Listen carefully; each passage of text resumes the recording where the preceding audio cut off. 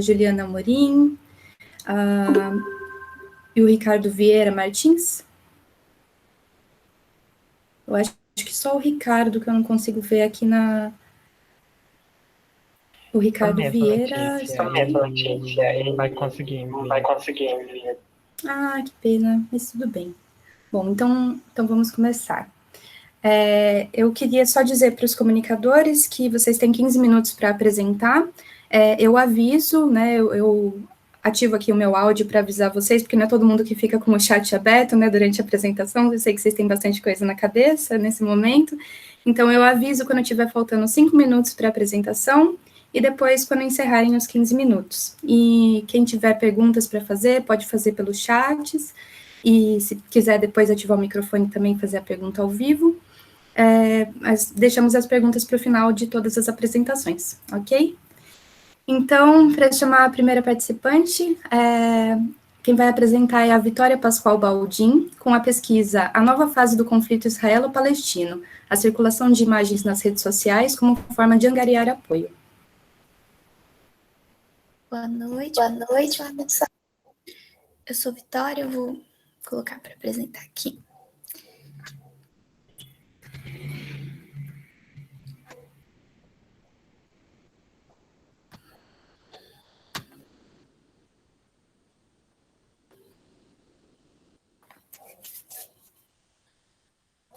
Então, primeiro eu queria agradecer a todo mundo que está aqui presente, agradecer a organização do evento pela oportunidade. Eu vou apresentar para vocês hoje um recorte do que foi, do que está sendo, na verdade, a minha pesquisa de iniciação científica. A minha pesquisa, ela se debruça especialmente sobre a circulação de grafites e relativos à causa palestina de uma forma um pouco mais geral no Oriente Médio. E ao longo dessa primeira fase da pesquisa, a gente conseguiu observar que o grafite ele faz parte de um sistema um pouco maior de circulação de imagens nas redes sociais, dentro daquilo que a gente vai chamar de cyberativismo palestino. E mais ou menos isso que eu queria apresentar hoje para vocês. Então, a primeira coisa bastante importante quando a gente está falando de imagem, de circulação de imagem, assim como quando a gente está falando de grafite, que era o meu objeto principal de estudo. Na Palestina, a gente está falando muito sobre a primeira intifada, né? O papel ele vai apontar para a gente que a revolta ela vai ter vários aspectos importantes politicamente e socialmente, mas para a gente aqui ela é bastante importante porque a primeira intifada ela atinge um dos seus principais objetivos, que é colocar a questão palestina na agenda internacional. A repressão e a violência da ocupação elas vão ganhar uma projeção muito enfática no mundo, com exceção dessa pauta numa série de noticiários ao redor do globo. Então, a imprensa internacional ela vai ser inundada com uma série de cenas brutais de soldados israelenses espancando ou atirando em palestinos desarmados ou palestinos armados com pedras, como é exemplo dessa imagem, que é uma imagem bastante famosa da Intifada. Essa imagem ela foi tirada em Gaza.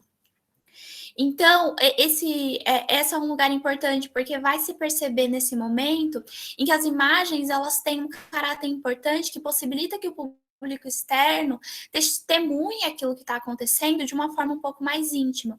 E, além disso, essas imagens elas vão contribuir para algo muito importante para a causa palestina hoje, que são os imaginários de vitimização, esses imaginários relativos à quebra e a não preservação dos direitos humanos. Então, essas cenas, elas vão colocar essa percepção social de que as imagens, elas podem ser uma ferramenta importante, né?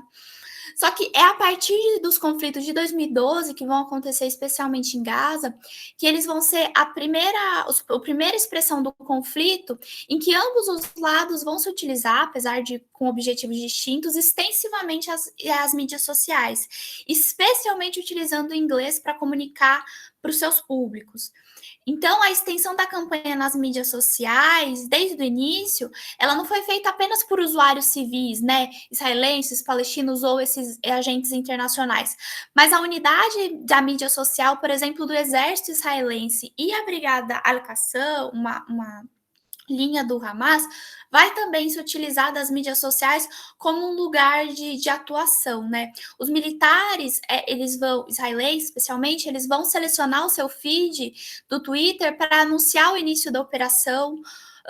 Além disso, eles vão preparar conteúdos em outras plataformas, como YouTube, Pinterest, Facebook. E o Hamas também vai responder, empregando um próprio feed no Twitter dele para falar sobre os conflitos que estavam se desenrolando ali no campo offline, né? Então, as redes sociais, nesse momento, elas vão ser uma importante ferramenta para essa comunicação transnacional. A ênfase dessas comunicações não é para o público local, mas a gente vai perceber, através do uso sistemático do inglês, que o foco está mais nesse transnacional, né? E, além disso, eles vão utilizar hashtags ou palavras específicas para estabelecer formas estáveis pelas quais os usuários poderiam demonstrar o seu suporte.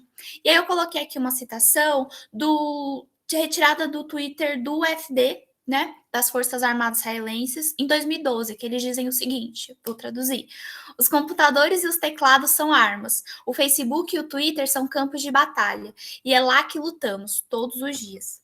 Então, logo no final do segundo dia da campanha militar, a noção de guerra de Twitter ou campo de batalha da mídia social vai se tornar algo muito utilizado por jornalistas ao redor do mundo, que vão comentar essa utilização também das mídias sociais dentro das estratégias militares, especialmente israelenses nesse momento. E essa presença, né, tanto para políticos palestinos quanto para israelenses, a presença virtual, a partir desse momento, ela vai ganhar significados políticos e mesmo históricos muito importantes, porque para eles, essas tecnologias, elas contribuem diretamente para os objetivos que eles têm, né? No caso palestino, de construir uma nação e um Estado independente, perpassa a necessidade de você construir uma rede de apoio internacional. Eu trouxe essa imagem, que foi uma imagem compartilhada pelas forças de defesa israelenses no Twitter dele. Aqui nessa imagem a gente tem dois aspectos importantes. A primeira delas é o fato do uso da linguagem, né? Vocês podem perceber que ele está usando inglês.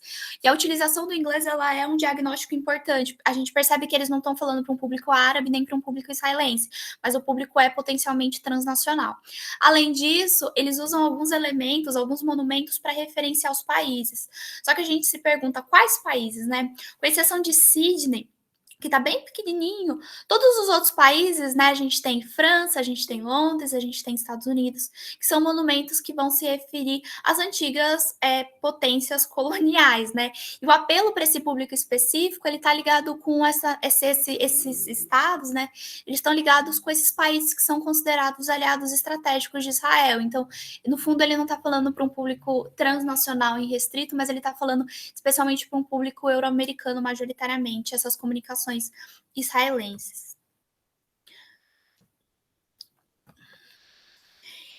E aí, então, o que acontece é que nesse momento a gente tem uma discussão que foi bastante importante, que é o conceito de democracia digital, né?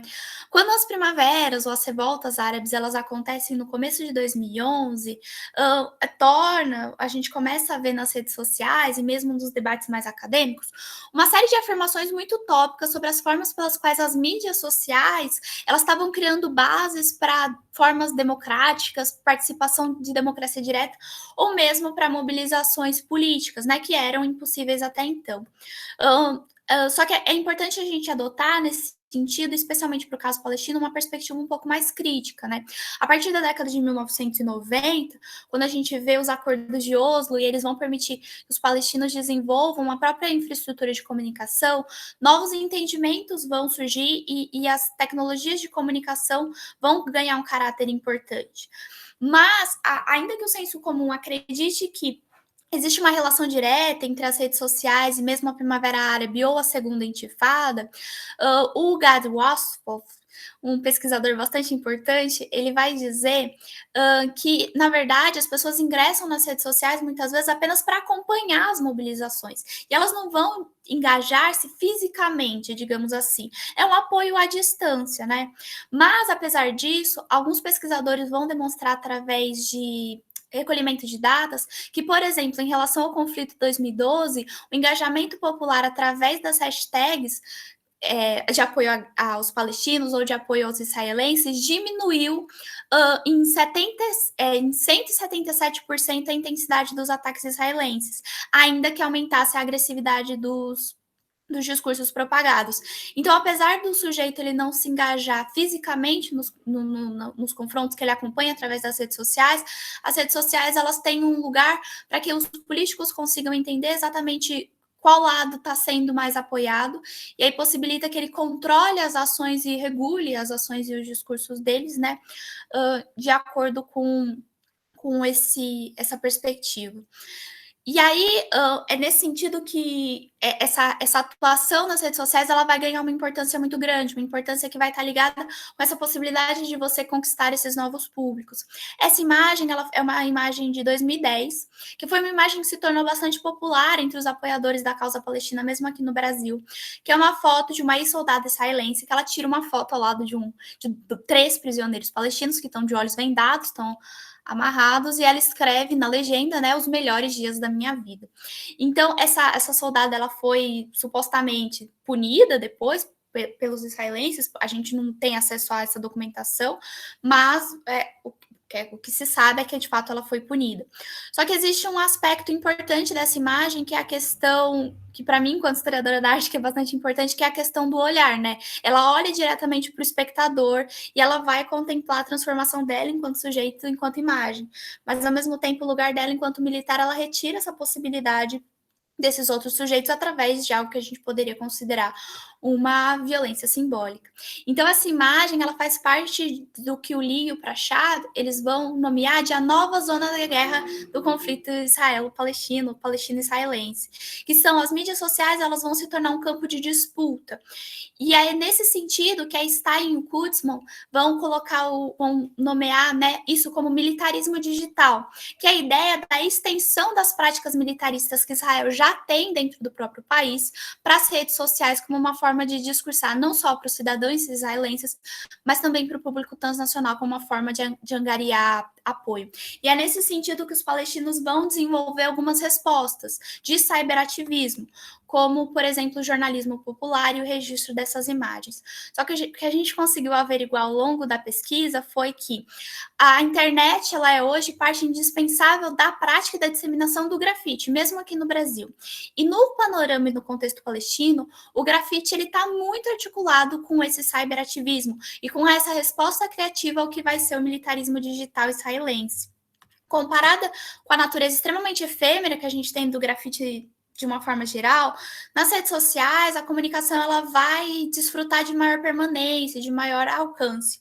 O conteúdo digital ele é arquivado, documentado, circulado, consumido, e é nesse sentido que as redes sociais elas vão oferecer para o grafite uma qualidade mais participativa e mais ativista, em que as narrativas vão ser transformadas e reconstruídas por uma série de atores diferentes.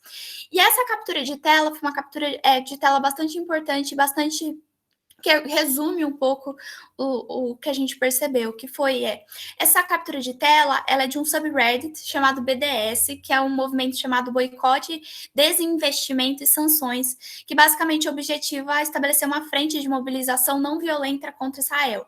Esse é um subreddit pequeno, ele tem mais ou menos ali uns 4 mil membros, e as duas publicações elas foram feitas na mesma data, que é 25 de dezembro de 2020. E ambas as publicações elas levam para a mesma agência de notícias, que é o Quds News Network. E é uma das principais agências, e ambos os links levam para a mesma versão em inglês do site. Só que a gente consegue perceber que existe um diferente número de engajamento. Enquanto a primeira publicação que usa um grafite teve 85 upvotes, né, que são formas de engajamento como se fossem likes da plataforma, a inferior, que utiliza uma foto de um bombardeio, ela teve menos interação. A nossa ideia, a nossa proposta é que isso vem de um lugar relativo ao ativismo não violento. quando a discussão, né, a proposta da notícia é falar os palestinos, né, têm direito a se rebelar contra Israel. Mas a imagem que eles colocam para ilustrar essa suposta possibilidade de se rebelar contra Israel, na imagem de um sujeito armado, ou do Hamas, ou de qualquer forma de enfrentamento que perpasse violência. Ele vai utilizar o grafite, e um grafite que vai utilizar um quadro do Delacroix, Liberdade Guiando o Povo, uma imagem ocidental que é ali reformulada num grafite para a causa palestina. A gente não está dizendo que necessariamente esse é o único motivo de da gente ter mais engajamento nessa mensagem. Por exemplo, a inferior ela é uma notícia, então, claro, isso pode ser uma resposta. Mas isso foi algo que a gente conseguiu observar na nossa pesquisa, é que muitas vezes o grafite ele é tomado nas redes sociais como sinônimo do ativismo palestino de uma forma geral. E quando se utilizam imagens de ativismo não violento, especialmente centrados em referenciais e signos que são reconhecidos pelo público transnacional, isso acaba tendo um engajamento maior desse público transnacional, que acaba compartilhando mais essas imagens e essas produções e acaba se relacionando mais, comentando, enfim, essas notícias. Então, só para terminar, então a gente está falando aqui de novas formas de atuação, né? Que estão relacionadas a um ativismo não violento, muitas vezes para um efeito persuasivo, em que o espaço virtual vai estar permeado pelas relações de poder e mesmo os interesses que vão se desenvolver de uma forma mais ampla, tanto online quanto offline. E, de novo, eles vão mobilizar esses imaginários de vitimismo e de vitimização especialmente. Eu coloquei aqui uma imagem que é de um artista, eu gosto bastante, ele vai se nomear como designer ativista. Ele tem uma página relativamente pequena, ele tem mais ou menos 7.500 seguidores na data de ontem, quando eu fui averiguar isso, mas ele tem uma publicação que ele foi feito durante os ataques de Sheikh Jarrah, que são ser silenciadas, e essa é uma das publicações dele que tem maior engajamento. Então, é mais ou menos isso que a gente se propunha pensar. Estou colocando isso também como as imagens. Eu acho que, em uma perspectiva maior, além do grafite, a gente também percebeu que as imagens têm um papel bastante central. Então, esses agentes, eles não simplesmente vão circular e produzir as imagens, mas eles também vão atribuir significados a elas, são construídos pelas outras pessoas que vão interagir ou não com ela, e pelo silence também. É mais ou menos isso que eu tinha para falar, eu acho que deu tempo. Essa daqui é a bibliografia, se alguém quiser se aprofundar em alguns autores que eu citei, acho que é isso. Obrigada, Vitória. Eu tentei avisar, eu fico até pensando, vocês preferem que eu avise mesmo por áudio ou pelo chat? Porque eu não quero interromper a fala de vocês durante a apresentação, eu fico um pouco encabulada de cortar a fala, é tão interessante que vocês estão apresentando. Mas, enfim, eu queria agradecer a participação da Vitória com essa pesquisa que é interessantíssima. Eu tenho algumas questões, depois eu gostaria de falar. Mas seguindo, então, para a próxima apresentação, eu chamo a Juliana Amorim Silva, que vai apresentar a representação do cangaço na produção Lampião e Maria Bonita, o filme, de 1982. Boa noite, eu vou apresentar aqui um slide e eu peço para me avisar por áudio, porque quando eu estou apresentando eu não consigo ver o chat.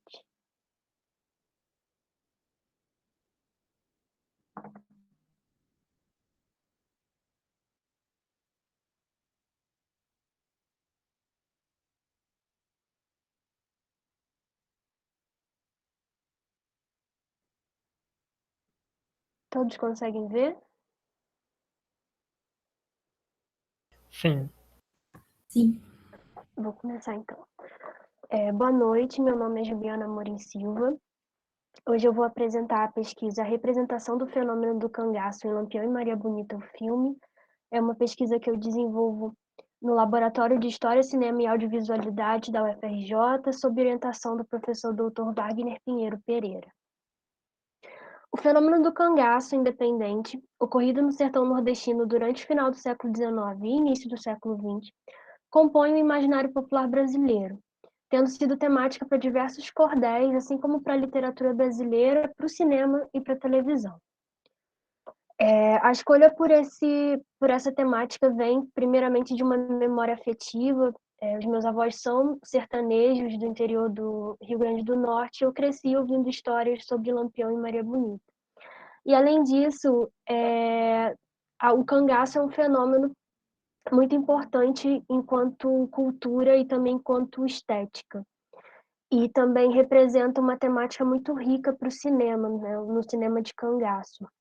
A escolha por esse filme se deu por conta da sua representação do feminino, pela valorização dos símbolos nacionais, como o escudo protetor contra o imperialismo cultural, e também pelo trabalho de pesquisa histórica. É um filme que tem um cuidado de uma pesquisa histórica muito interessante, foram feitas visitas ao Museu Antropológico do Ceará, e isso se reflete muito no figurino, então eu trouxe essa primeira imagem, que é o Lampião do filme, a representação de Lampião, e do lado tem uma réplica da farda de Lampião, que está no Museu Cais do Sertão, em Recife. Então a gente consegue comparar e ver esse cuidado de pesquisa que o filme teve. Os objetivos dessa apresentação: analisar como o filme representa o fenômeno do cangaço a partir dos pontos a cangaceira e o mito do cangaço e o seu legado. Como hipóteses, nós temos: a mulher cangaceira alcançaria o posto de combatente no filme. Essa representação seria mais fiel à época de produção, a década de 80, que às funções das mulheres dentro do cangaço histórico. E apesar do filme não retratar um cangaço de resistência contra a opressão, como outros filmes fizeram, por exemplo, Deus e o Diabo na Terra do Sol, ele representaria um cangaço de resistência cultural nacional frente ao imperialismo cultural hollywoodiano. Então, na obra, a estética do cangaço seria o verdadeiro legado deixado por Lampião. Como metodologia, eu trouxe essa citação da Michelle Laguine, que diz assim: o que lhe importa, ao historiador, é o uso que ele pode fazer do filme enquanto fonte para sua própria pesquisa, definida a partir de questões que excedam o campo cinematográfico. Ele não se detém no filme, nem mesmo no cinema ou na televisão, mesmo quando lhes faz referência, ao ponto de negligenciar certos traços essenciais. Ele procura, através desses meios, saber a respeito dos fatos ou a expressão de um grupo social, ou mesmo um instrumento de reflexão sobre suas próprias práticas. Bom, o contexto de produção da obra. Esse filme, ele foi inicialmente feito como uma minissérie, a primeira minissérie produzida pela Rede Globo no ano de 1982, e é um contexto de transição política. É um contexto em que o Brasil vive a redemocratização, já na segunda metade do governo Figueiredo. É um momento em que o AI-5 já foi revogado e que o Brasil vive um afrouxamento da censura, que tanto perdurou pelos anos 70, né, nas produções televisivas, também cinematográficas. É um momento de intenso êxodo rural e urbanização, principalmente de São Paulo, e é um momento também que se enquadra numa produção cultural de enfrentamento do imperialismo cultural norte-americano, da hegemonia hollywoodiana. O cinema de cangaço. Na década de 50, o cangaço ele se consolida enquanto um gênero cinematográfico. O principal filme dessa década, né, que marcou a década, foi o filme O Cangaceiro, de 1953, de Lima Barreto, que venceu vários prêmios lá fora, e que tem como inspiração os westerns americanos, tanto que o gênero ganha o nome de Nordestern. E durante essa década de 50, muitos filmes foram produzidos aos moldes de O Cangaceiro e também aos moldes de um faroeste americano. É em 1964 que Glauber Rocha lança Deus e o Diabo na Terra do Sol, como uma crítica, como uma forma de crítica ao cangaceiro e também essa inspiração exacerbada dos filmes norte-americanos. Ele diz que o cangaceiro, e assim como os outros filmes da década, fazem, na verdade, um faroeste americano no Brasil, e não é um filme sobre o cangaço, sobre o que foi esse fenômeno tão brasileiro que é o cangaço.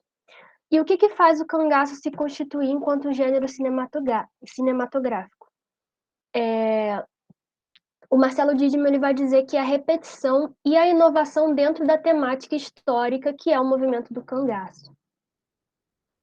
Bom, o cangaço, ele é constituído por bandos de homens armados que coexistiam com outros tipos de criminalidade regional nesses sertões do Brasil, como, por exemplo, os capangas, os jagunços, os cabras.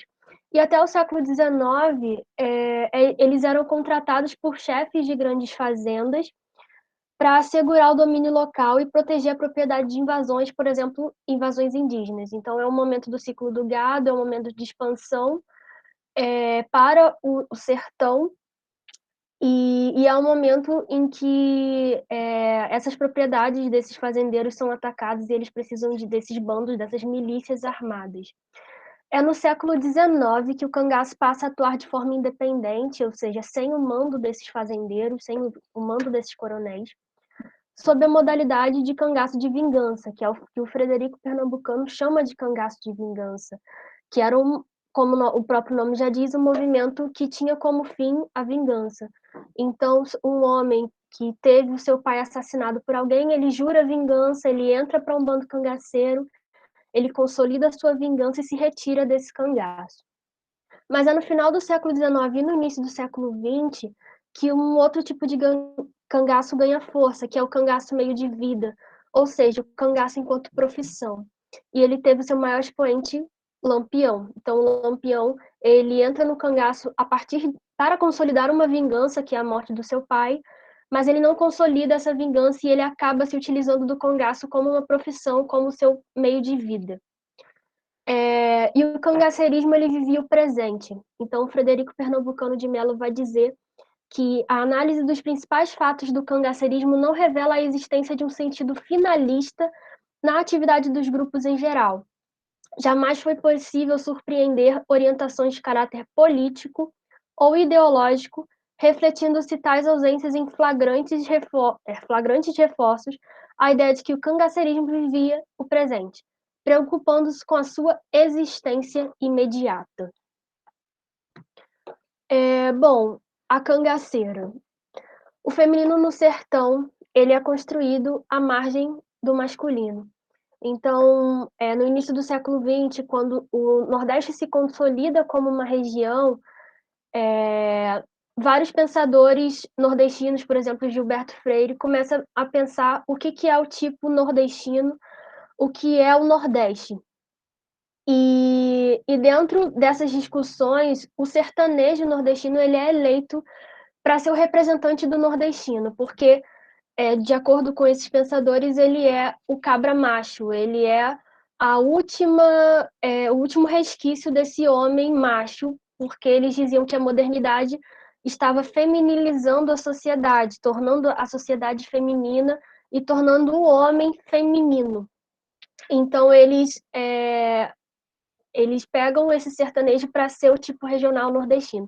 E a mulher sertaneja, ela se constrói à margem disso, né? O Nordeste ele não tem espaço para mulher, então por isso que eu trouxe a frase Paraíba, mulher macho, sim senhor. E no filme a gente consegue ver uma Maria Bonita que ela é guerreira, que ela é independente, ela é líder, ela é selvagem, ela é cruel em alguns momentos e ela também é conselheira, ela é amante sensual de Lampião, ela é feminina e ela é mãe. E ela é protagonista ao lado de Lampião. Então, no filme, ela é tão protagonista quanto ele. No filme, a Maria ela é absolvida da culpa de ter largado seu marido, pois ele era um homem frouxo. Então, dentro desse universo, né, dentro dessa representação, é aceitável que ela deixe o seu marido, que era um homem frouxo, por um cabra macho, que no caso é Lampião. O filme ele põe uma rivalidade feminina entre Maria Bonita e Joana. Maria Bonita ela é vista como Maria Santíssima, Redentora, e Joana enquanto pecadora, porque Joana trai Lampião. Então, eu trouxe essa imagem, que é uma imagem retirada do filme. É uma cena em que a Joana, que é essa que está de frente pra gente, ela encara a Maria Bonita considera isso uma afronta e pergunta a ela se ela está afrontando Maria Bonita. E ela diz assim, com todo respeito, Dona Maria, mas homem eu respeito.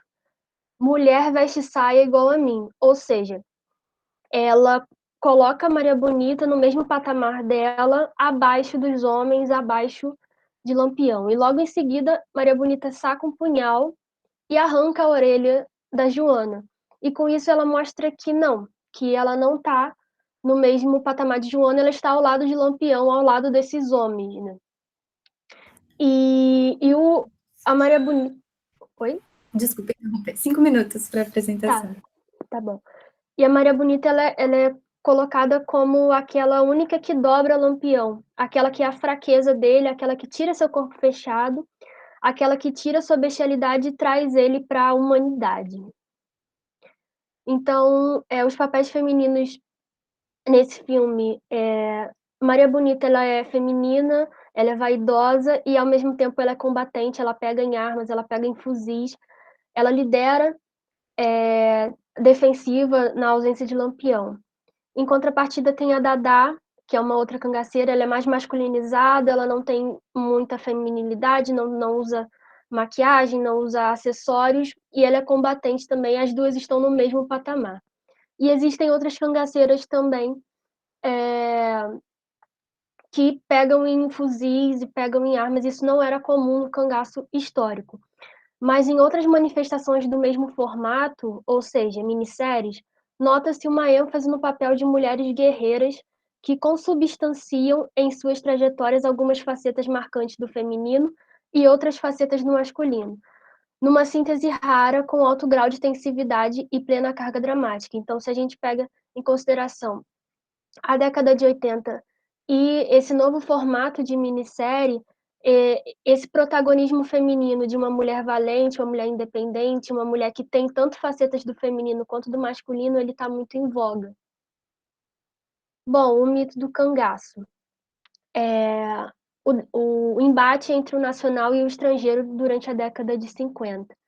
A Maria Isaura de Queiroz, ela vai dizer que é interessante notar a utilização dos cangaceiros para uma afirmação da identidade nacional, no momento em que se intensificava no país o processo de industrialização do Sul, caracterizado por uma invasão inusitada de capitais estrangeiros e de multinacionais. Aqui ela está falando da década de 50, desse embate nacional-estrangeiro, mas a gente também consegue perceber alguns aspectos disso durante a década de 70 e 80. Então, a gente tem um êxodo rural elevado, uma urbanização elevada também nas cidades do Sudeste, e o enfrentamento da hegemonia cultural norte-americana. Então, a Globo escolhe para ser o seu primeiro tema de minissérie o cangaço, que é um fenômeno cultural, que é um fenômeno brasileiro, que faz parte da cultura brasileira, e isso também a gente consegue perceber essa utilização do cangaço como identidade nacional. Então, essa imagem que eu peguei também é do filme, e de um lado a gente tem Lampião, do outro lado a gente tem o personagem que é o Steve Chandler, que ele é chamado de gringo, e durante o filme inteiro a gente tem um de frente para o outro, a gente tem um contrário ao outro, e Lampião tem algumas falas que falam que gringo não é gente, que gringo é pior que bicho, então a gente consegue perceber esse embate entre nacional e estrangeiro. E o filme, no final, ele propõe uma frase que é: como será o sertão sem Lampião? E o sertão sem Lampião deixa o legado cultural, né? O cangaço deixa um legado cultural. Lampião deixa o seu legado, que são os símbolos do cangaço, que transcendem o próprio fenômeno histórico para se tornar parte da identidade cultural do Nordeste, uma característica regional.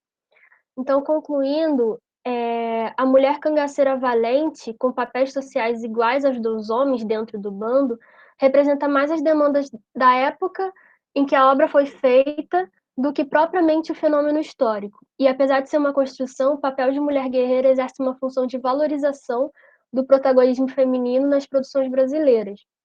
E o filme contribuiu para a manutenção do imaginário coletivo brasileiro acerca do mito do cangaço. O legado cultural da estética do movimento transcendeu o fenômeno histórico e hoje configura-se como identidade, sendo invocado orgulhosamente como símbolo do Nordeste. Obrigada.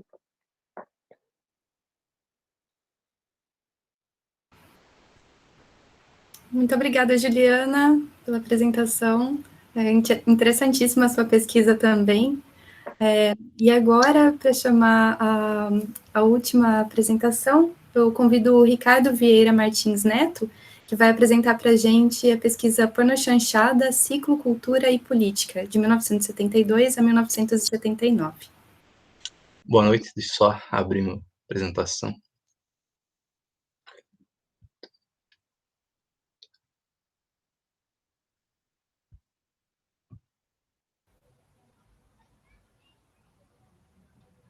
Acho que deu certo, né? Sim. Deu sim.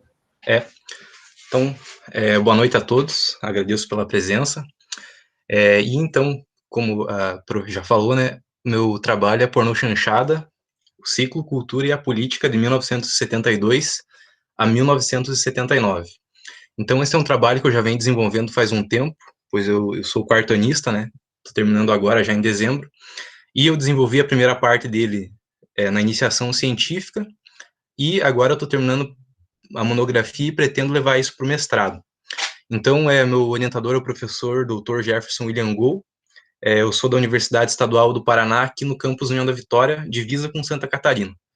Então, aproveitando, né, já que acho que só a pandemia poderia proporcionar isso, já que a gente está na Unicamp, eu gostaria de dedicar essa apresentação em memória do professor Nuno César Abreu, que era professor da Unicamp até 2016, no ano de seu falecimento, e eu posso afirmar que foi através da leitura dele, né, que eu desenvolvi meu interesse por esse tema. Então, só abrindo um parênteses emocional, essa apresentação é em homenagem a ele.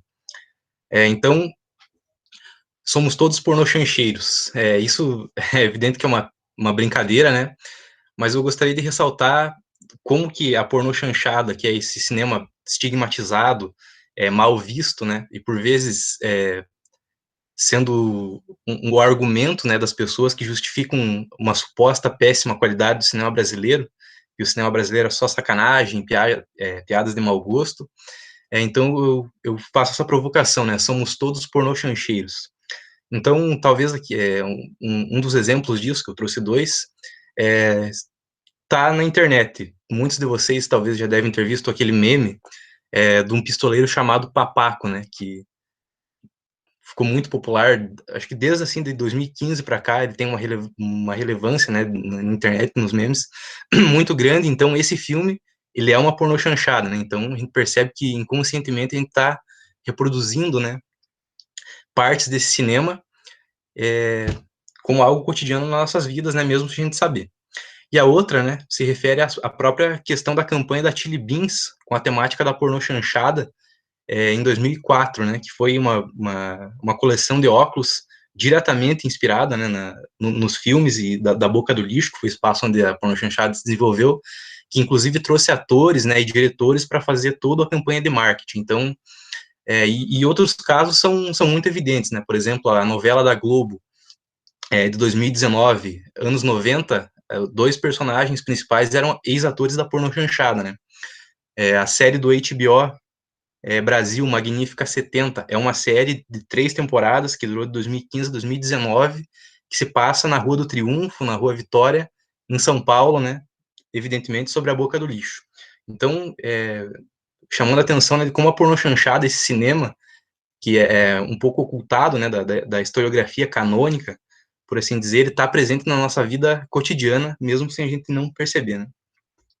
Então, para desenvolver esse trabalho, eu pensei em 3 frentes, né, em 3 problemáticas, que se refere ao ciclo, né, filmes produzidos na Boca do Lixo, eles dialogam com a tradição cinematográfica nacional, né, então como que esses filmes da Boca do Lixo, eles estariam inseridos dentro desse grande, dessa grande história, por assim dizer, do cinema brasileiro. Então, como que, vindo ali do cinema clássico, passando pelo cinema moderno, da pornochanchada, perdão, do cinema novo e do cinema marginal, e no cinema da retomada, qual que é o lugar da pornochanchada nessa periodização que se tornou a mais comum, né, dentre nós historiadores.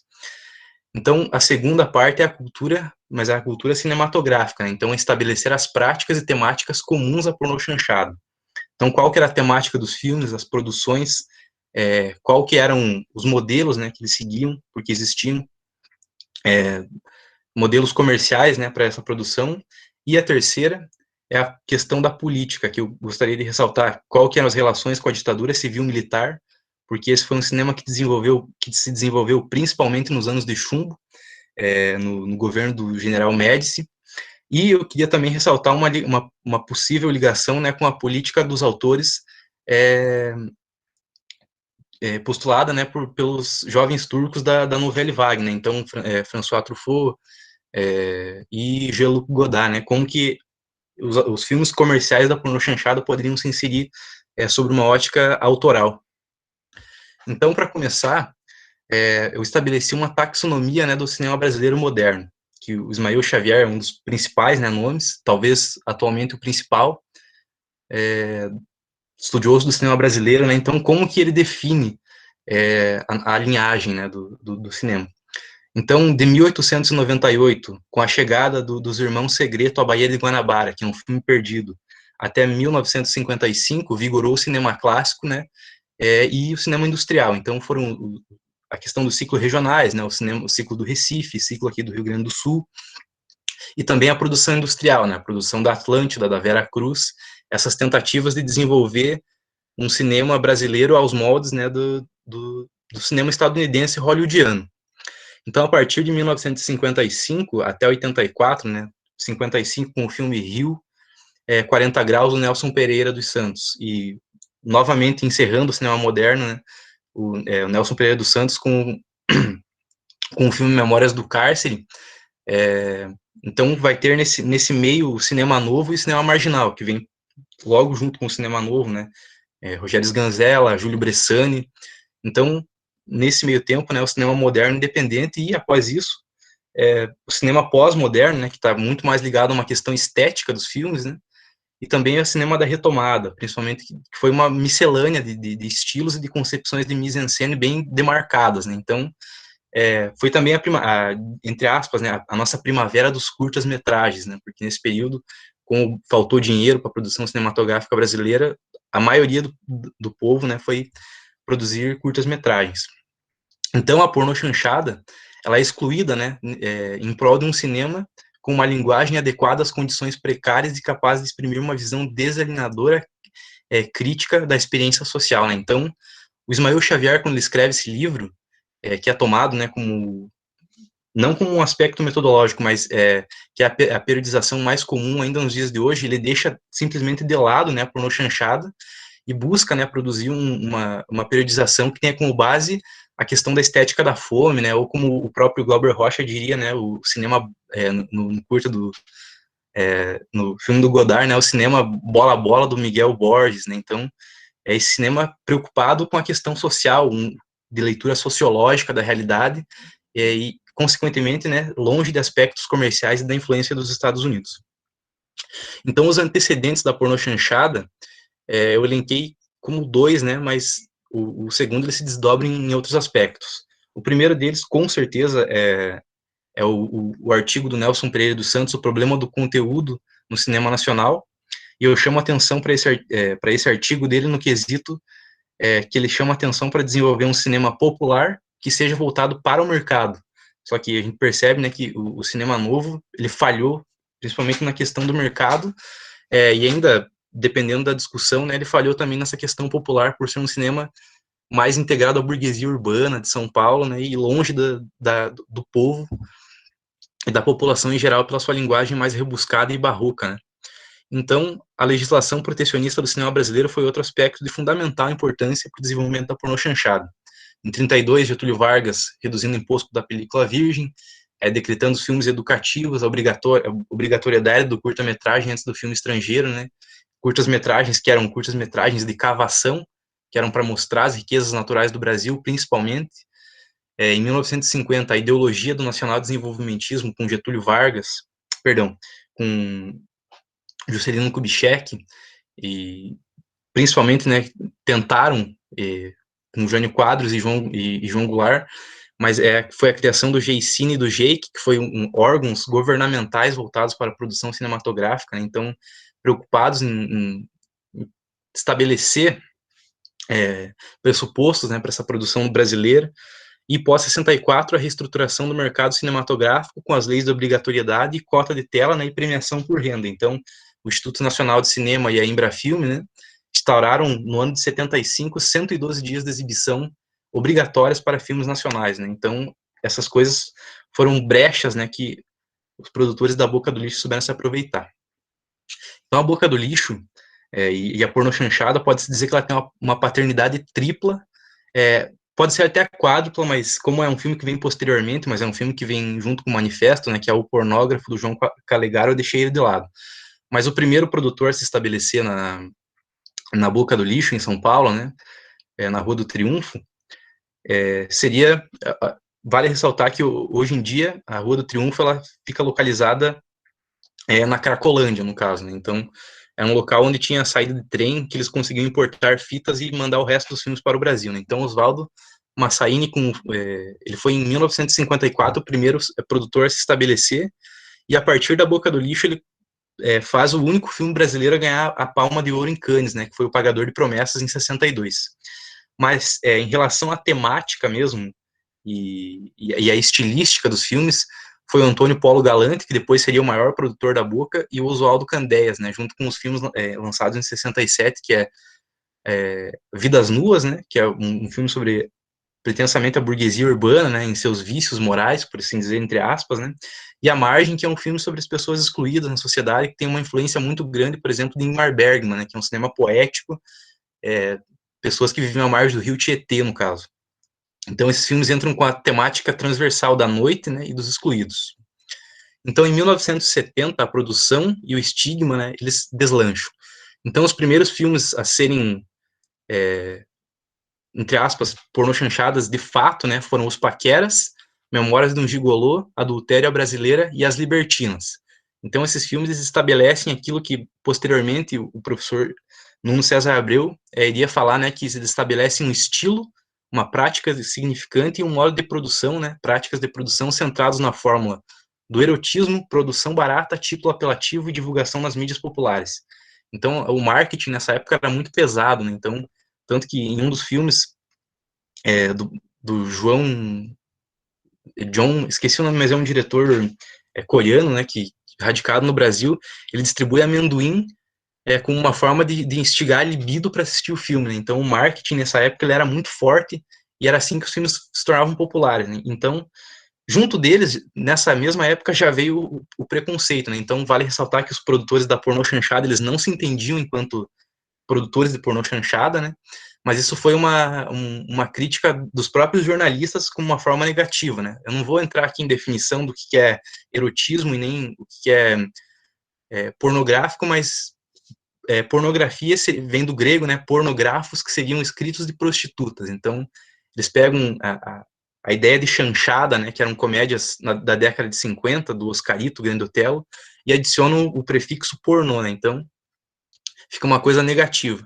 Então, o jornalista Sérgio Augusto, no Jornal do Pasquim, de 73, na hemeroteca, pelo menos, é o primeiro a utilizar o termo, né, pornochanchado. E aqui ele está analisando um filme do Cacá Diegues, que é Joana Francesa, e ele diz, né, Joana é um antípoda da pornochanchada, isso, contudo, não o isenta de ser criticado.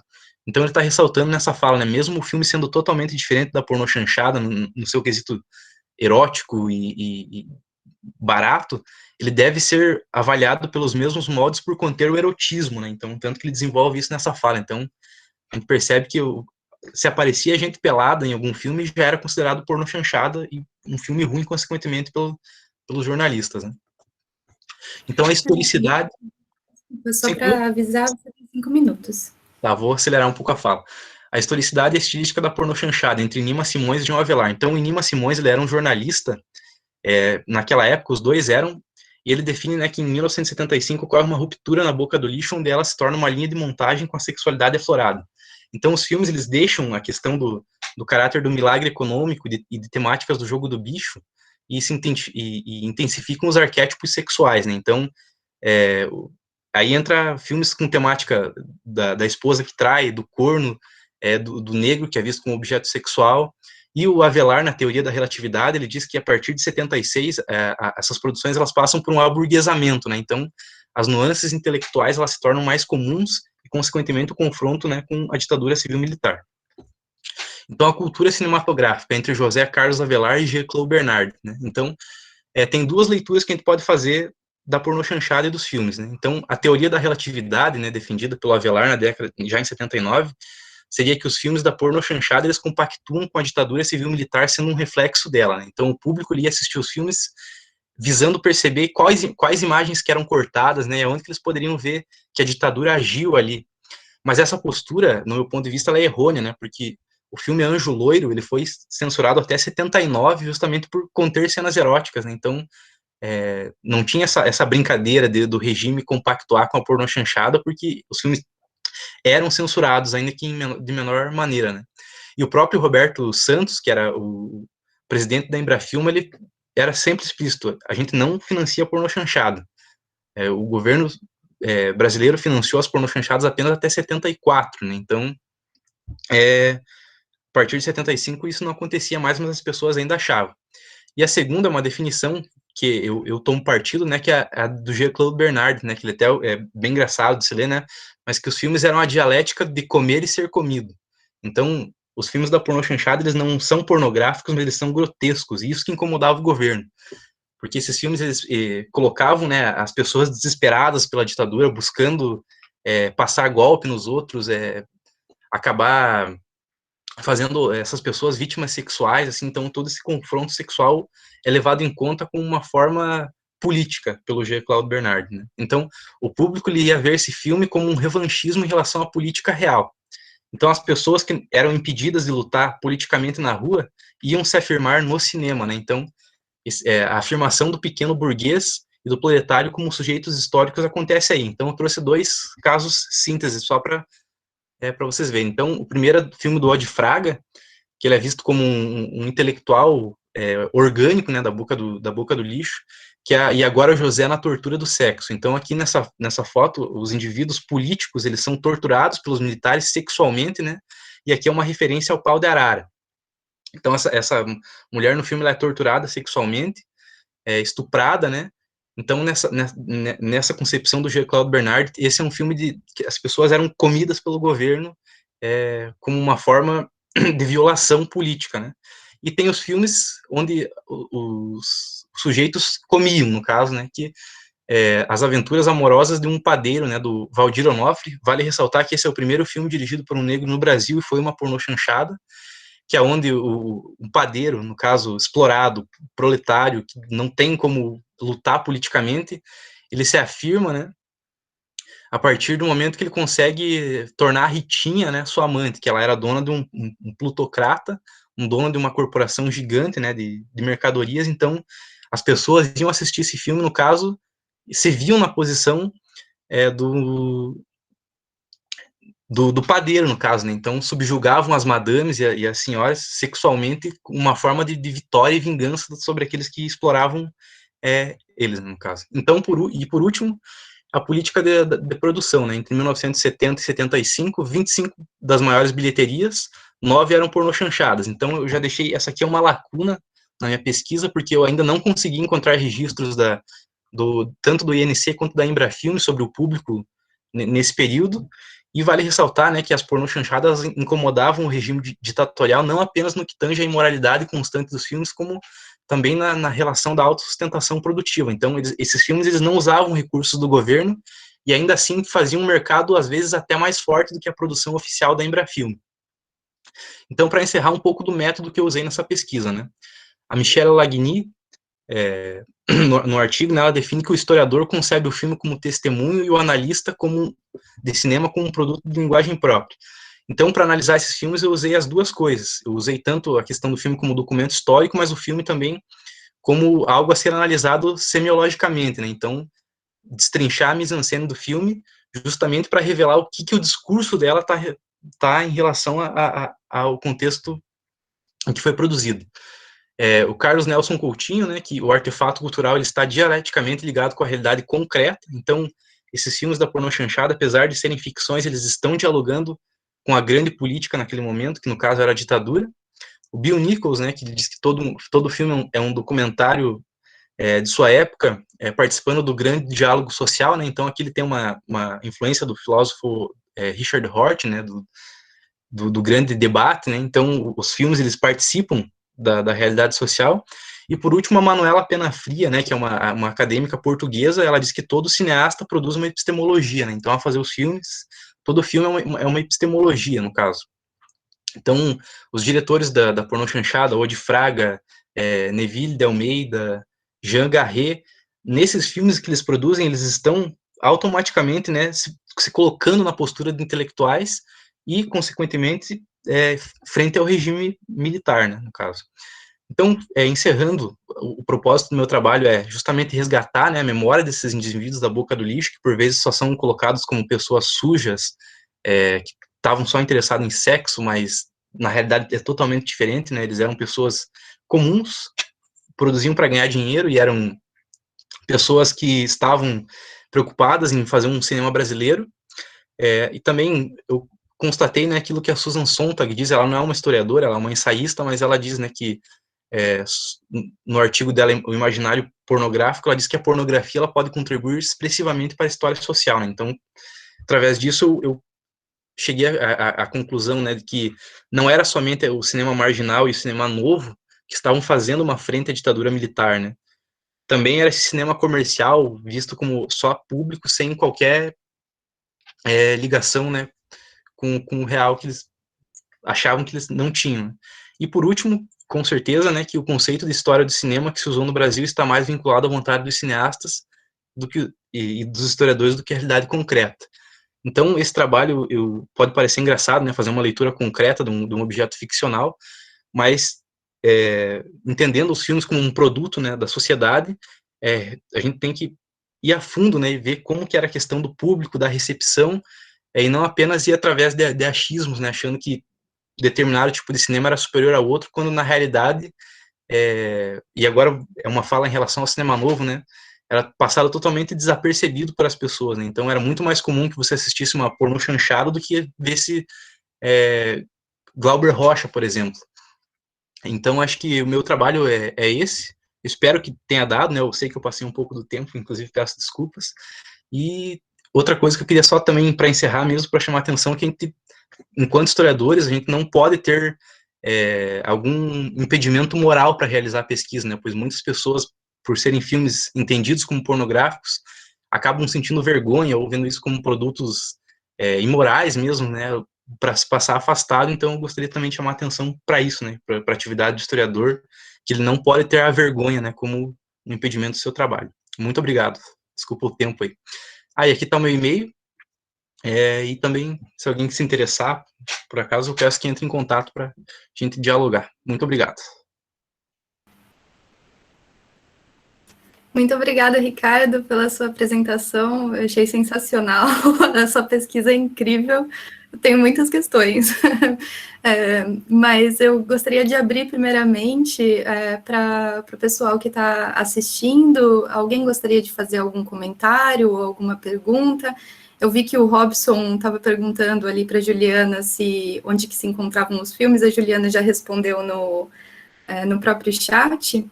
Mas alguém tem alguma questão ou algum comentário? Mesmo entre vocês que apresentaram? Quem quiser ligar o microfone para falar ou digitar a pergunta, podem ficar à vontade. Boa noite a todos e a todas. Eu queria parabenizar a todos pelas excelentes falas. Sobretudo ao meu amigo Ricardo, né? Um excelente tema. Também compartilho desse anseio da professora, sempre na pergunta, no conhecimento. E minha pergunta vai em direção à Juliana. Eu achei bastante interessante o trabalho dela e, claro, parabenizar ela pelo trabalho, pela grande instituição que ela está. Como é que a tua pesquisa, Juliana, a gente pode, em que medida, pensar ela em relação com a obra do professor Durval Muniz, né, que fala da invenção do falo e tudo mais, que se balançou a cabeça, acredito que já deva ter passado por essa obra. Como é que a gente pode pensar esses estereótipos masculinos, sobretudo no Nordeste, em relação com a tua pesquisa, assim, pensando na invenção do falo, no homem ocidental e, sobretudo, nordestino? Obrigado.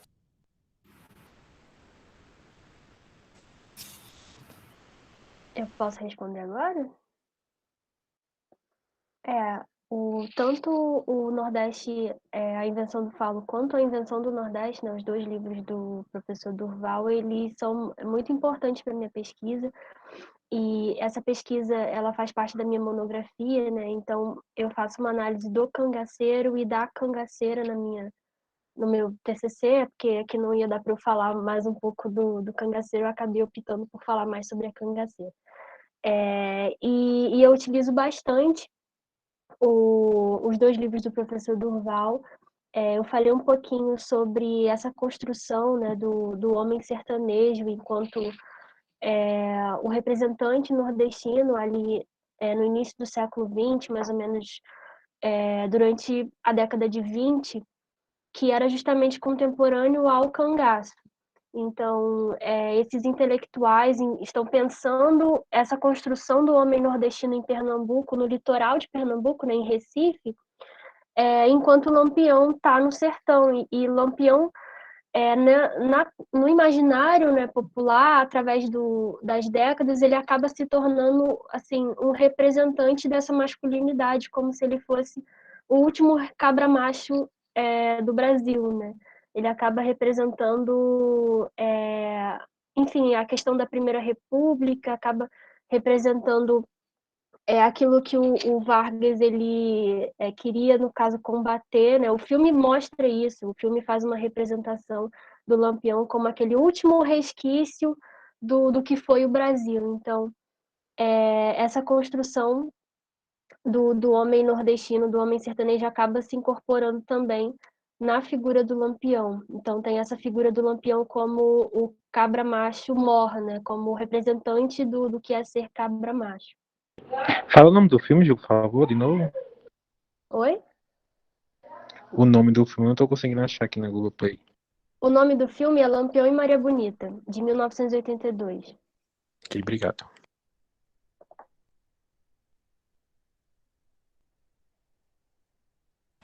Alguém tem mais alguma questão?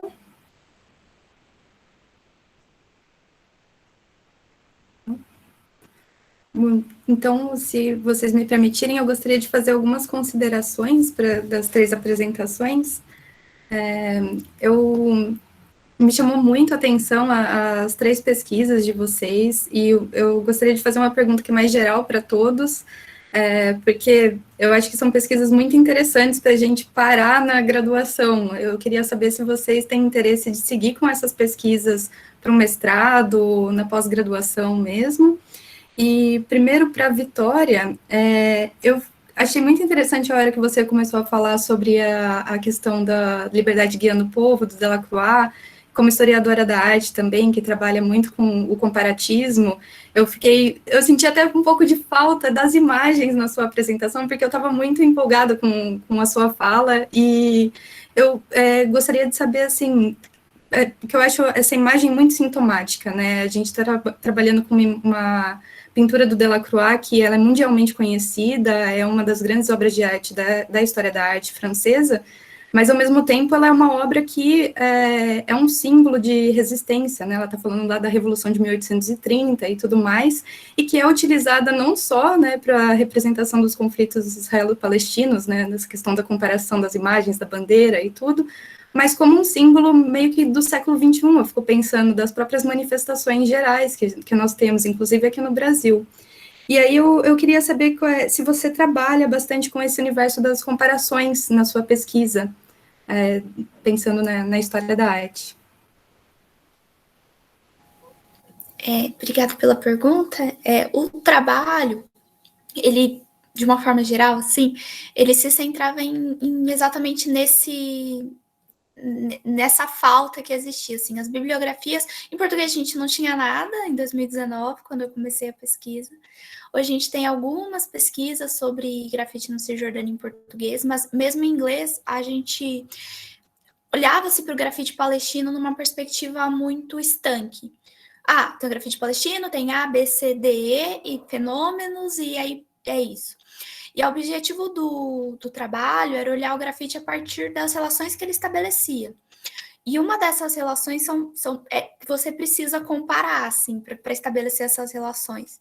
Então, essas relações O título da pesquisa, inclusive, não fala sobre grafite no Oriente Médio, a ideia é um pouco mais regional de comparar.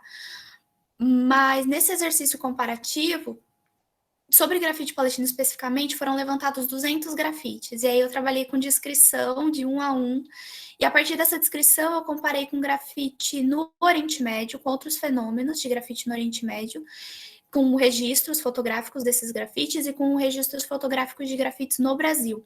A ideia de tentar entender o que é regional, o que é próprio palestino. Gaza e Cisjordânia, você tem cenas de grafite distintas,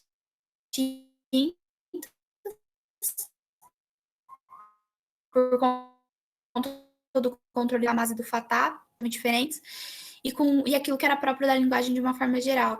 E uma coisa importante nessa perspectiva de comparação foi que a gente conseguiu perceber que essa questão da imagem ocidental, de você pegar signos ocidentais, ela é muito presente no grafite produzido na Cisjordânia. E aí, quando a gente olha, por exemplo, para as manifestações do Cairo de 2011, você tem signos ocidentais? Tem. Você tem a máscara do V de Vingança, que também era um símbolo dessas manifestações de 2010. Você tem o Che Guevara, mas ela é muito menos sistemática do que as que você tinha na Cisjordânia. E aí o que a gente pensou é que talvez isso tinha uma relação com o fluxo turístico e com a centralidade que a Palestina tinha nos debates translocais sobre liberdade, sobre colonialismo, nesse sentido que você está falando. Esse grafite do Delacroix especificamente, ela é uma imagem bem grande, que não daria para colocar no slide, assim. Mas nessa imagem bem grande do Delacroix, você tem embaixo escrito assim, as revoluções começaram aqui e seguem desde então. E esse lugar é um lugar bastante dúbio para a gente, porque começou onde? Começou na Revolução Francesa, ou eles estão falando que começou na Intifada? E foi para os outros países, porque esse grafite foi feito mais ou menos ali em 2010, então ele está falando, começou na Intifada e agora a gente tem a Primavera Árabe, ou começou na Revolução Francesa e a gente tem as Intifadas e a Primavera Árabe, tudo participando desse mesmo processo. Então, essas questões relativas aos signos transnacionais e essas respostas estratégicas, elas só existem por conta de um exercício comparativo que, para mim, era essencial ser feito e que não tinha sido feito até então. Mas aí a pesquisa ficou gigante. Mas acho que é isso. Não sei se eu te respondi. Respondeu sim. Nossa, eu achei essa pesquisa incrível e eu acho que cada vez mais a gente percebe, sobretudo nesse momento de pandemia, que a gente está todo mundo em casa, né, sem poder sair, como as redes sociais são muito importantes, né, para todos esse tipo de manifestações. E alguém tem mais alguma pergunta antes que eu faça as minhas? Eu vou fazer todas aqui. Não? Bom, Juliana, eu queria parabenizar a sua pesquisa. Todos vocês, aliás, falam com uma paixão pelo tema e com uma confiança que é de fato assim contagiante. Mas eu fiquei pensando muito sobre como essa imagem do cangaço, você mesmo falou durante a apresentação, como ela está ali presente na nossa cultura desde muito tempo, né? E como isso vai aparecendo nas diferentes produções culturais. E, inclusive, até pensando num link com a pesquisa do Ricardo, né, a própria porna chanchada já se valeu do tema do cangaço. Se eu tiver errada, por favor, eu não sou nenhuma conhecedora de cinema brasileiro, mas eu fico pensando no Roberto Mauro, Oswaldo de Oliveira, trabalharam com essa questão também, sobretudo nessa representação de um estereótipo de virilidade, né, que você falou na sua apresentação. E eu queria saber se você tange relação também, pensando nesse meu mundo comparatista maluco, se você tange relação com outras produções que falam sobre o cangaço, ou mais especificamente sobre o Lampião, nos anos 80, antes ou depois. Eu sei que você comentou sobre o cinema novo, né, sobre a questão do Nordeste e tudo mais, mas fiquei pensando se essas coisas entram na sua pesquisa também. Quando eu iniciei a pesquisa sobre cangaço, né, no cinema, eu comecei pesquisando o filme do Deus e o Diabo na Terra do Sol, do Glauber Rocha. E aí depois eu acabei também pesquisando um pouco sobre o cangaceiro e sobre essa década de 50, né, sobre o cinema de cangaço, eu falo um pouco isso na apresentação. E a minha ideia, na verdade, era trabalhar com esses dois filmes, com o Lampião e Maria Bonita e com Bacurau também, falando sobre essa escolha de como se fosse um cangaço contemporâneo, né? Só que seria muita coisa para se falar numa monografia, e então eu acabei centrando a minha pesquisa no Lampião e Maria Bonita, mais pela representação feminina, que é bem interessante, né?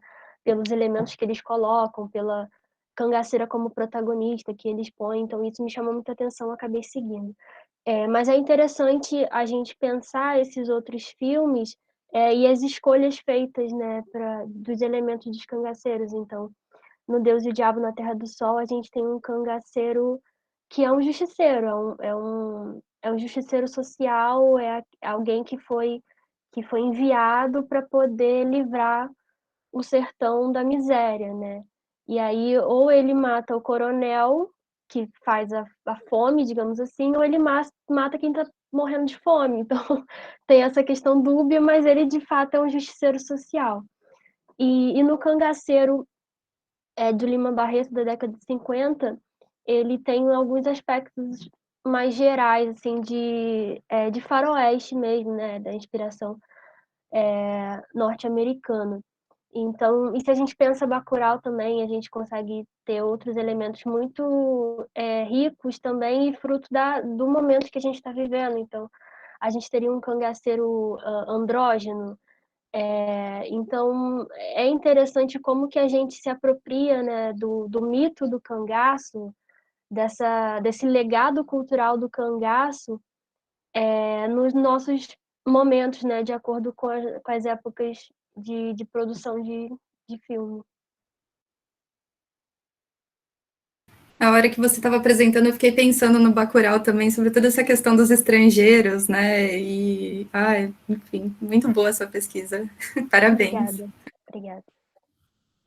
E, Ricardo, eu não queria te fazer nenhuma pergunta, na verdade, mas eu queria parabenizar muito, muito o seu olhar para o cinema, assim, porque eu trabalho com cinema de gênero italiano e é tão constante o tipo de afirmação que a gente precisa fazer constantemente, trabalhando com esse universo cinematográfico, de ter que justificar sempre a importância, a qualidade dos filmes, e você falar da política dos autores, do pessoal do Cahiers du Cinema, eu acho importantíssimo e super válido, porque, de fato, são filmes muito autorais e que tem, esses cineastas, eles mostram uma inquietação muito grande dentro do cinema, né, um olhar muito persistente para a própria a história cinematográfica. Se a gente pensar, é que eu vou para os meus italianos, me desculpa, mas o próprio pistoleiro chamado Papaco, como ele vai trabalhar com a imagem do Django, sabe, do caixão e tudo mais, dos spaghetti western,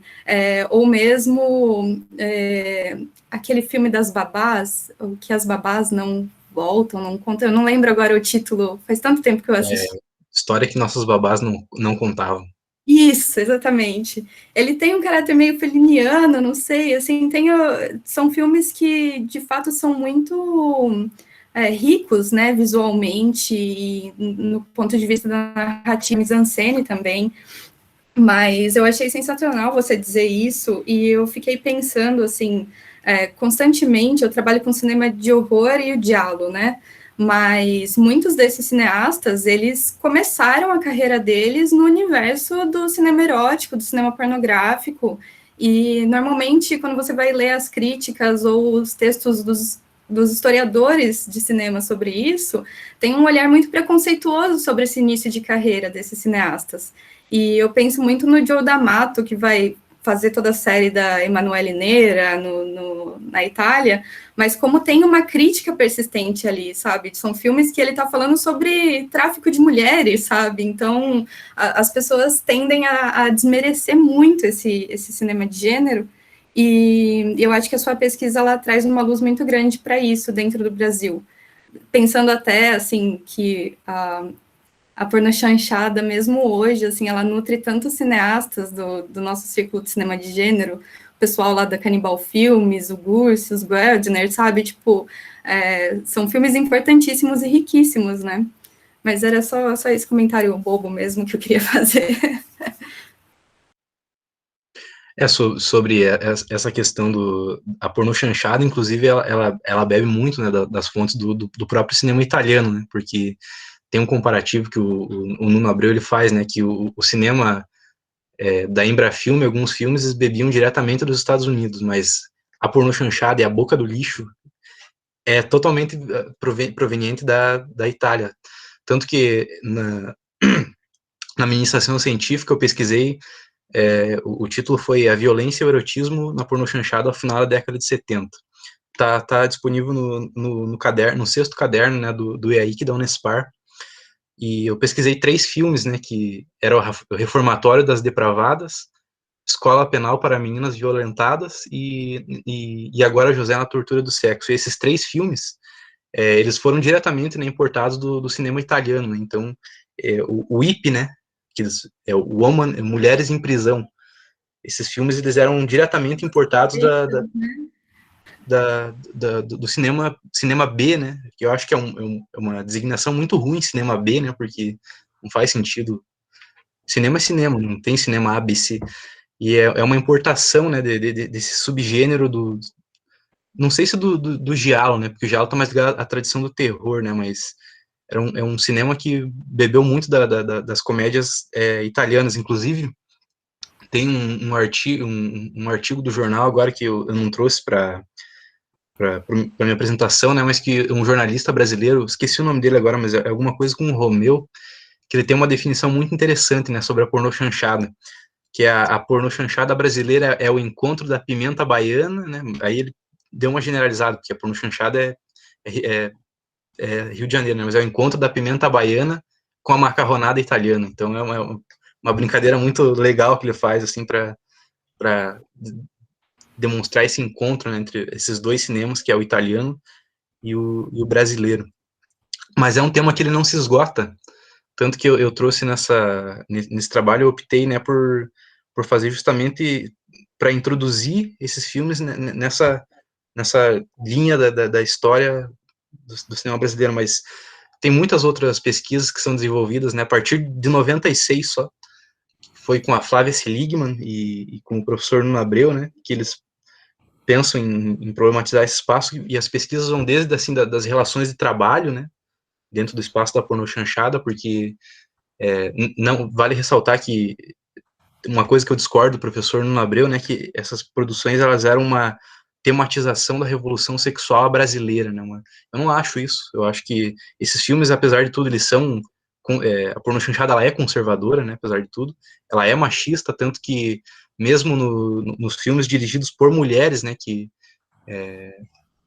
agora eu não tô lembrando muito bem qual que é, da Tirza, alguma coisa, né, mesmo o filme sendo digamos que a mulher, né, na figura que eu expliquei, na figura da comedora, ela acaba objetificando o homem por vias falocêntricas, né, então sempre tem a questão da dominação sexual, e não são filmes que a gente pode dizer que é um filme de libertação sexual feminina, né, tanto que tem o Famigerado, né, que deu o apelido à cidade de Itu, né, O Bem Dotado, O Homem de Itu, ele é um filme que, apesar de ser as mulheres no papel principal, ele é um filme totalmente machista e falocêntrico, né, então, e aí eu destaco, assim, é o cara que, para mim, é o maior nome, vai continuar sendo, é o G. Claude Bernard, que sempre que esse olhar perspicaz, né, que ele tem, a definição que eu tentei trazer para esse meu trabalho, inclusive, foi a dele, né, que a gente nunca pode ficar preso a um método, né, então ele brinca com essa coisa da metodologia geral dele, que ele não vai descartar a semiótica, né, apesar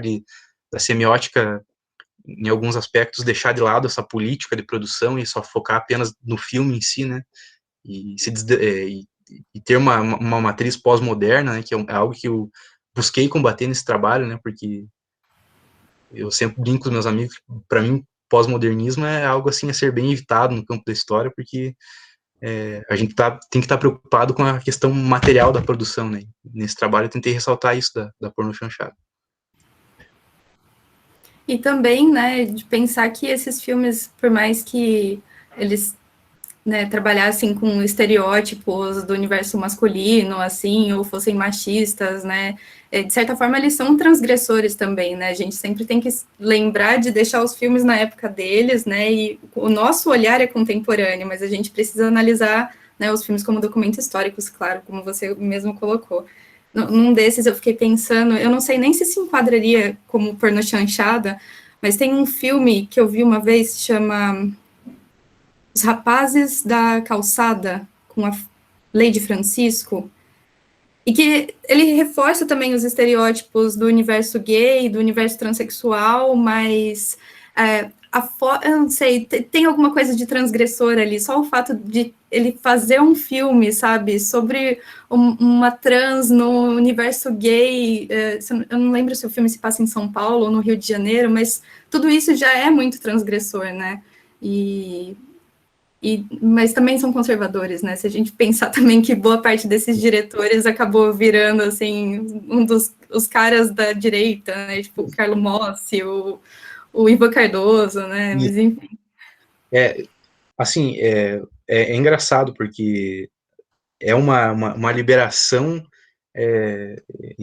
entre aspas, assim dizer, né? Por exemplo, nesses filmes, além de colocar nessa figura dessa dialética de comer e ser comido, né? Muitos dos filmes, a conquista de afirmação do homem, né? Tá relacionada à dominação de outros homens. Então, por exemplo, você tem um filme agora, putz, qual era o nome? Não vou lembrar muito. Poxa, mas é um do Odi Fraga também, que é um filme homossexual, que o cara ele é vendedor e ele consegue conquistar um velhinho rico, né? Então, e ele mantém relações sexuais e ele se afirma, né? A partir da dominação desse outro homem. Então, sempre nos filmes da porno chanchada, uma coisa que eu percebi que sempre uma luta, né? Sempre vai ter um dominando e outro a ser dominado. E aí essas figuras podem ser várias, o velho e a mocinha nova, o homem casado e a mulher solteira, algo sempre... Tem inclusive um documentário que foi lançado em 2016 na Netflix, está disponível, que é Histórias que o Nosso Cinema Não Contava, que é um filme montagem, que é feito por uma diretora brasileira, inclusive ela participou no Festival de Cannes em 2017, que é só um filme de montagem mesmo, de colagem, que ela pega extratos dessa época, mas ela conta a história da ditadura militar somente a partir da porno chanchada nesses filmes. E aí daí no meio disso tem a questão do milagre econômico, tem a questão da liberação dos costumes, tem a questão... então envolve tudo, do homossexualismo, do lesbianismo, que era muito comum nesses filmes, e assim, a linhagem mais pesada da porno chanchada, assim, vai pro absurdo grotesco mesmo. Então, filmes de zoofilia, de necrofilia, assim, é algo bem... um mercado muito amplo, né, a ser investigado ainda, e justamente por essa questão da moralidade, né, que tomou conta da história no Brasil, do cinema, né, em alguns aspectos. Inclusive tem um livro aqui do Rodrigo Gerassi, O Cinema Explícito, né, que ele justamente trabalha sobre... faz uma genealogia, né, desse cinema pornográfico, e inclusive o cinema pornográfico, ele nasceu aqui na América do Sul, né? Nasceu na Argentina em 1900, e aí a Argentina era produtora de filmes pornográficos para o estrangeiro, então o maior polo pornográfico de 1900 até 1930 era a América do Sul, né? Então é algo muito mais profundo do que a gente pode imaginar. Sem dúvida.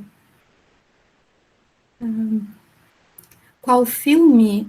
O que eu comentei eu vou anotar aqui, eu só não me lembro o nome do diretor, gente, me desculpa. Os Rapazes da Calçada. Mas enfim. Gratidão. Mais alguém tem alguma questão? Algum comentário?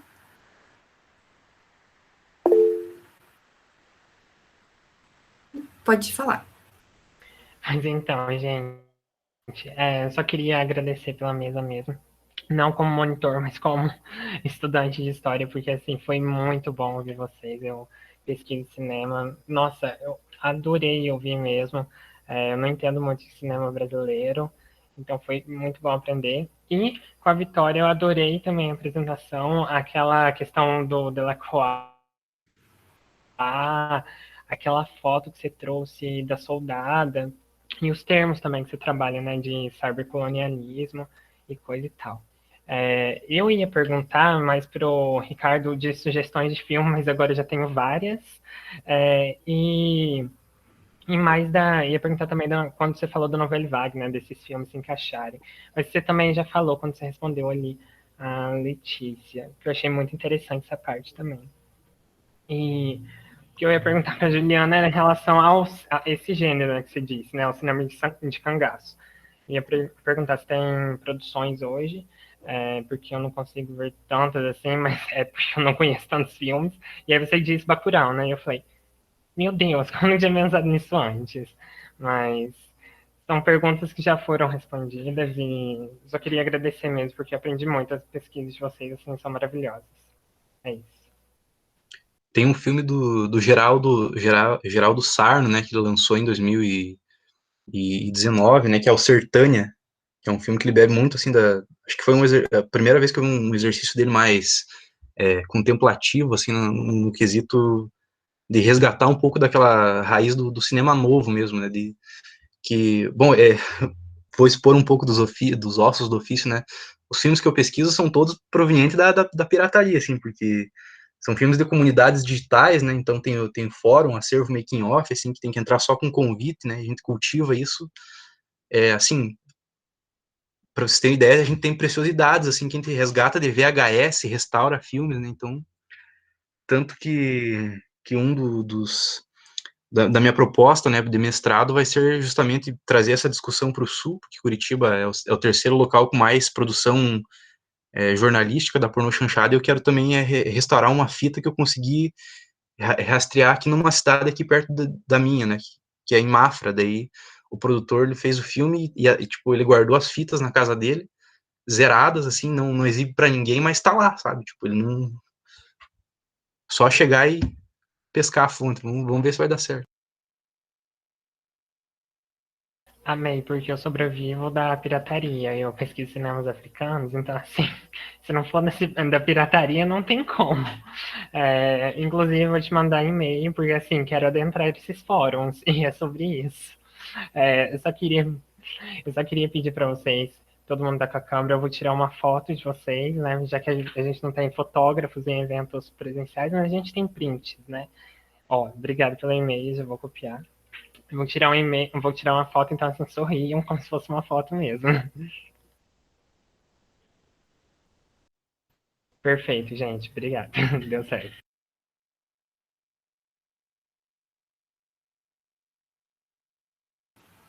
Bom, então, para finalizar a mesa aqui, essa sessão do segundo dia, eu queria novamente agradecer a todos os participantes. As pesquisas foram interessantíssimas, acho que eu deixei aqui bem claro que eu gostei de todo mundo.